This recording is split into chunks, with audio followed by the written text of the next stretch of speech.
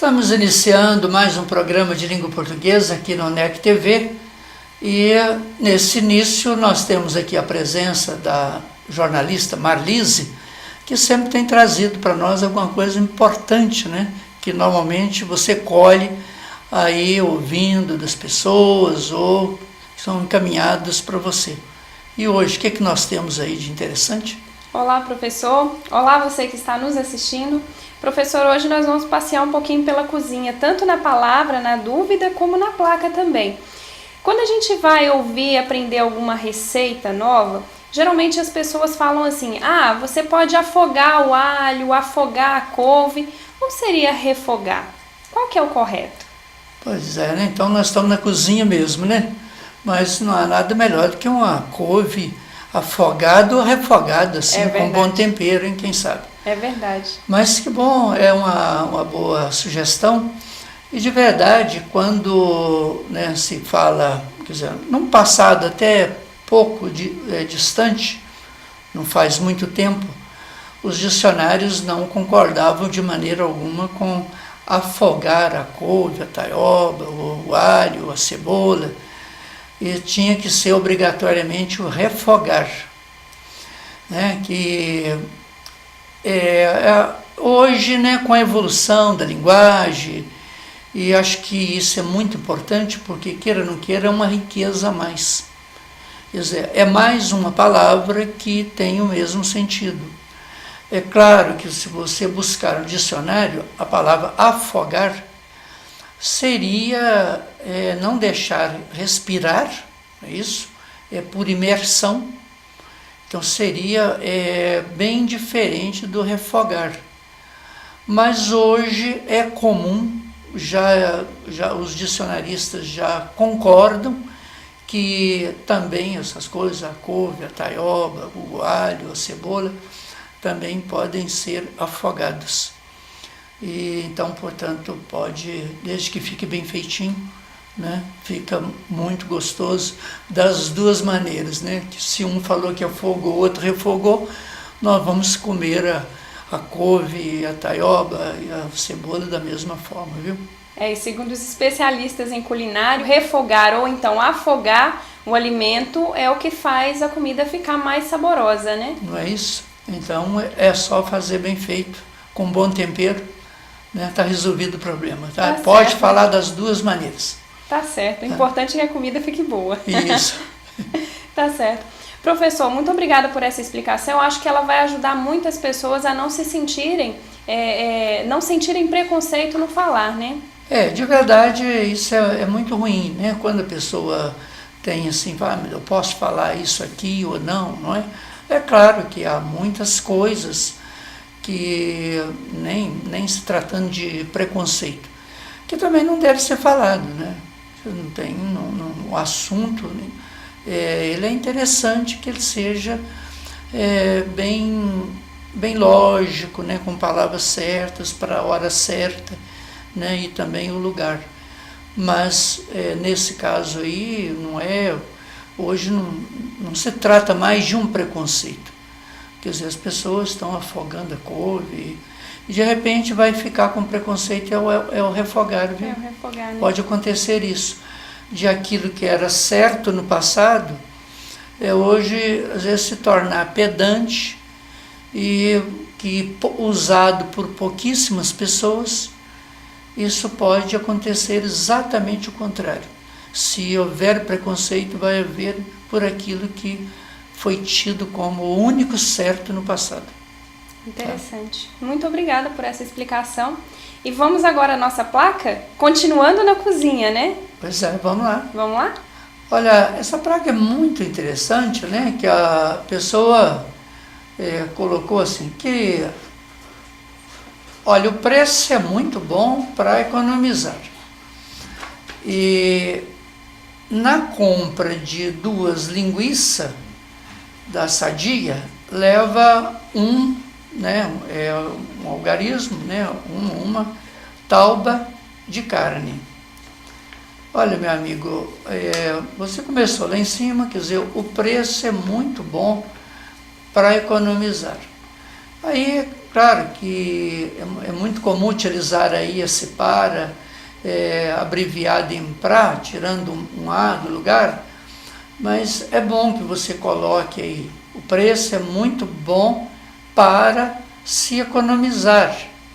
Até pode colocar um se aí que fica interessante, viu? E agora, quando você fala aí, na compra, aí vem a placa, aquilo que você está querendo vender. Na compra de 2 linguiças, né, você colocou, eu te aconselharia aí, veja, em vez de você falar na compra, isso está como se estivesse relatando alguma coisa. Seria melhor você colocar aí, tira o na e coloca assim, compre.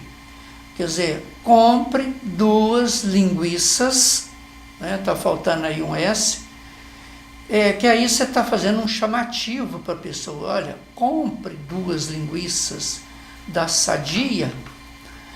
E aí você vai mudar também, em vez de você leva, quer dizer, leve uma. Olha, aí o que você fez aí com a tábua, né? Olha, você tirou o U de lugar.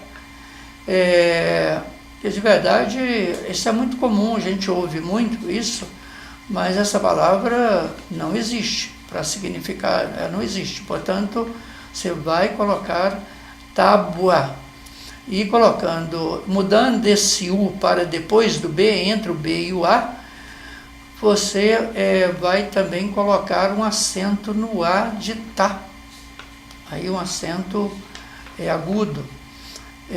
Porque a palavra é uma palavra paroxítona terminada em ditongo, portanto você tem que acentuá-la. De carne. Agora, né, claro que também se a gente for fazer uma brincadeira aí com a sua placa, eu, por exemplo, não conheço nenhuma tábua de carne. Eu acho que não existe. Né? A gente vê tábua de madeira e hoje até aquelas pequenas tábuas aí comum, né, de outros produtos, mas de carne a gente não conhece não. Então, aí você vai substituir esse de, essa preposição de, pela preposição para, por exemplo. Né? Então vamos pensar na sua placa da seguinte maneira. Lá em cima fica o preço é muito bom para economizar. Pode até deixar do jeito que está aí, viu? Mas coloca um A no para. Aí, para. Em vez de você falar na compra, que você fala assim, compre 2 linguiças da Sadia e leve, aí você pode dar uma sequência, né? Compre 2 linguiças da Sadia e leve uma tábua, acentuando, para carne. Aí ficaria melhor, porque alguém pode te criticar aí que nunca viu falar em tábua de carne, né? Tem tábua para você cortar a carne, né? Colocar a carne por cima e cortar. Então a tábua serve para isso. Então é para, ok? E bons negócios, né? Que vendo bastante linguiças e carne. Muito obrigada, professor, por essas explicações. Eu quero aproveitar para fazer um convite para você que está nos assistindo. Envie para o telefone que está aparecendo aqui na tela a sua dúvida de português ou com alguma palavra, ou mesmo uma placa engraçada com algum erro, para que a gente comente aqui no programa. Vai ser muito interessante. Marisa, muito obrigado aí, né, pela palavra e também pela placa. Isso é muito importante porque é uma oportunidade que nós temos para esclarecer para o nosso telespectador. Isso que é a dúvida mesmo, né? A língua é muito rica. E a dúvida, às vezes, escrever ou falar uma palavra, pronunciar, e nós estamos aqui às ordens. Então, te agradecemos muito e nós, daqui a pouquinho, estaremos recebendo aqui a professora Cláudia Cardoso para fazer também a sua parte, e eu aguardo vocês daqui a pouco.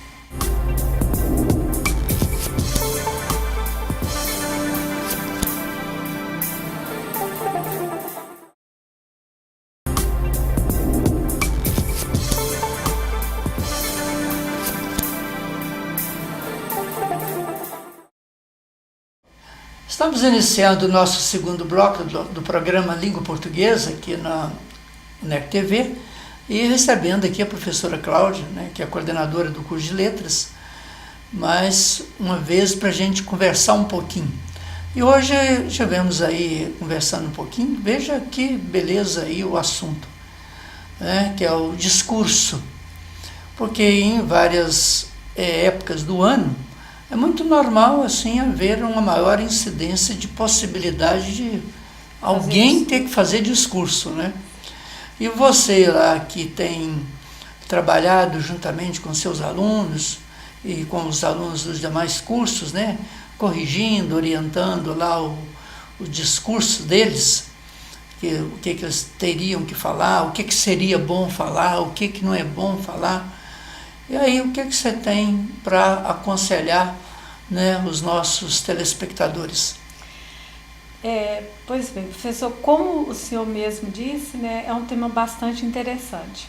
Em fim de ano é mais comum, né, tanto no fim de ano quanto no início de ano, os momentos em que temos que fazer algum tipo de discurso, né, ou em festas da empresa, de família, ou formaturas, e mesmo em outras épocas do ano. Então vale a dica aí para todas as oportunidades, né, ou momentos que você é obrigado a manifestar, fazer um discurso, seja ele oral ou escrito. E algumas orientações, elas nos ajudam, né, a falar aquilo que deve ser falado naquele momento e, claro, que vai agradar o público. Então, é importante observar aquelas orientações que nós já falamos aqui em outros momentos, né? O que falar, para quem falar, em que momento falar.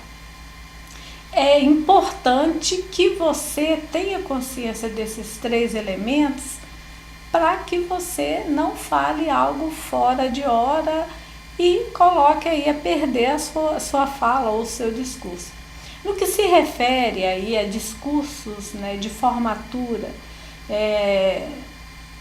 principalmente em formaturas aí de graduação, né, faculdade, temos que ter um pouco mais de cuidado, porque nós estamos fazendo um discurso para um público que não é um público só de acadêmicos. Nós temos familiares, nós temos autoridades, é uma colação de grau, uma outorga de grau, é uma passagem de uma vida acadêmica para uma vida profissional. Então, alguns cuidados são extremamente importantes. O primeiro é o tempo, né? Quanto tempo eu tenho para falar e devo falar? É importante que você fale menos e aproveite mais essa fala. É muito comum que as pessoas empolguem e começam a falar demasiadamente, o que não é importante. Geralmente, aí, um discurso de uma lauda é o suficiente para esse momento. E algumas vezes isso não é muito levado em conta. E a fala torna-se cansativa. Pois bem, definido aí o tempo que você tem para falar, né, o que falar. É importante, muito importante, se preocupar com o que você vai falar. Escolhida a temática no que se refere a uma formatura, é importante que o foco seja a vida acadêmica, a vida profissional. E como é um momento, é uma cerimônia, é muito importante que aquelas intimidades da turma, da sala de aula, ela seja deixada, né, para um outro momento, como a aula da saudade, por exemplo. Neste momento, é muito importante a formalidade. Uma formalidade sem exagero, né? Uma formalidade que esse público, que é um público muito diversificado, de pais, de alunos, de autoridades, professores, mas uma linguagem que todos eles, né, possam entender. E o que falar nesse momento é importante, como foco, a vida acadêmica, né? E outros elementos que não podem faltar. Por exemplo, começar um discurso sem cumprimentar as pessoas presentes é uma falta, né, de polidez.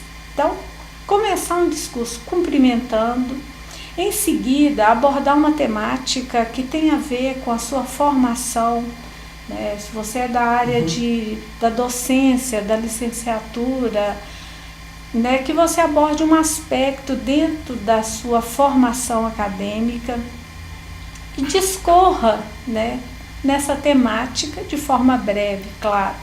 E que não seja nada altamente acadêmico, porque algumas pessoas ali não fizeram a graduação, né, com você.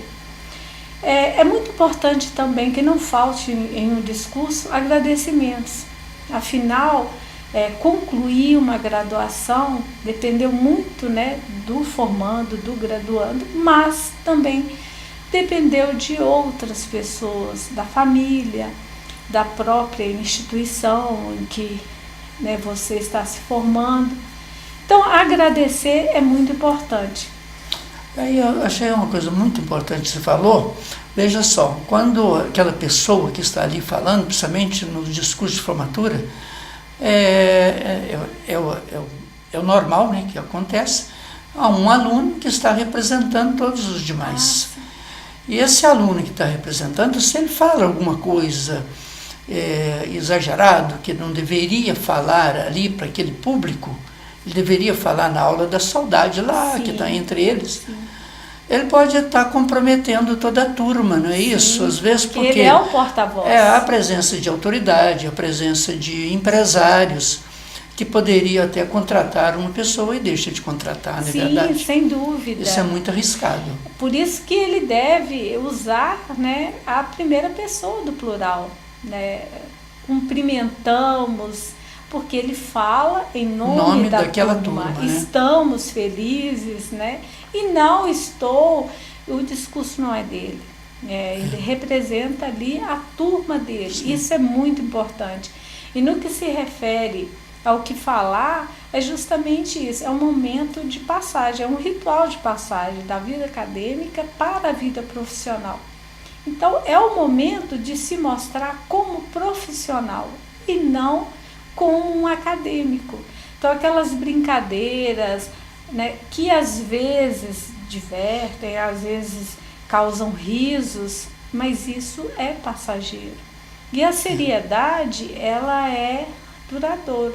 Então, você usar de serenidade, de seriedade é muito importante nesse momento, né? Não tente causar o riso, porque naquele momento pode ser divertido, mas não vai ser duradouro. Porque de verdade trata-se de uma coisa formal, séria, não é isso? Sim, não é um momento para riso, né? Não é. É um momento para reflexão, para... Sim, projeção de futuro, da vida profissional. Então, toda uma linguagem bem formal. E às vezes isso é confundido com monotonia, que de verdade não é. É o momento de você se mostrar profissional. Professora, nós estamos já finalizando o programa, mas eu acho que nós precisamos falar depois numa próxima, esses improvisos, né? Sim. Às vezes é muito comum as pessoas falarem assim, não, você vai falar, né? Mas vai falar o quê, não é? Quer dizer, então um improviso é preciso vai dar muito pano para a manga. Né? Justamente. Isso aí. Mas nós te agradecemos aí pela presença e pela explicação clara. E a você que tem nos assistido, nosso muito obrigado. E até o nosso próximo programa, se Deus quiser.